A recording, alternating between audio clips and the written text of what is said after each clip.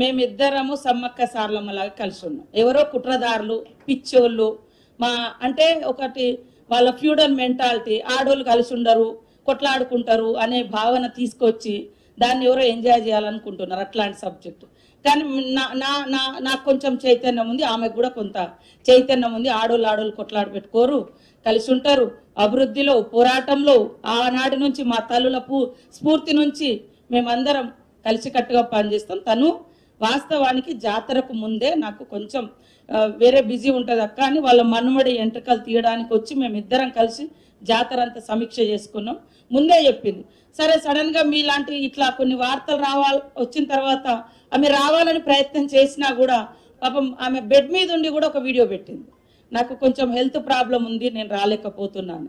అసలు రానివ్వకపోవడం అనేది ఉండదు. మా జాతరకు ఎంత కీర్తి వస్తే, ఎంతమంది భక్తులు విశ్వాసం చురగొంటే ఆ తల్లుల యొక్క కీర్తి అంత గొప్పగా పోతుందని ఆలోచిస్తాం. బ్రాడ్గా థింక్ చేస్తాం. ఆమె మా మంత్రి, మా సోదరిమని. నేను అక్కడ అడ్డుకోవడానికి ఏముంది?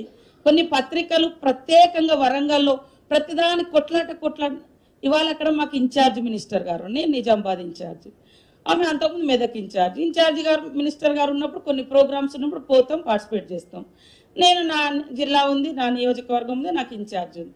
అంతే తప్ప మా ఇద్దరి మధ్య మేము ఈ మధ్య కలిసి దిగిన ఫోటోలు పెట్టినా ఓర్వలేకపోతున్నారు.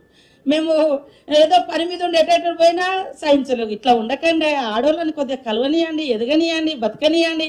ఒక దిక్కు ఆడబిడ్డల మీద కుట్రలు జరుగుతున్నాయి కుటుంబాలలోనే.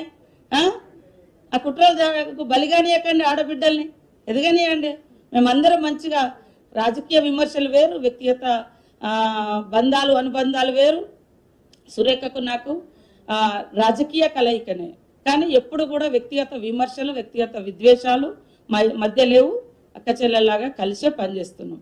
కాబట్టి దయచేసి ఆడోళ్ళ మీద కొంచెం ఏదైనా లోటుపాట్లున్నా ముందుకు పోయేటట్టుగా మీ ఇంటోళ్ళను, మీ చెల్లెలను, మీ భార్యలను, మమ్మల్ని అందరిని ఎంకరేజ్ చేయండి. మా నాయకత్వాన్ని అంగీకరించండి.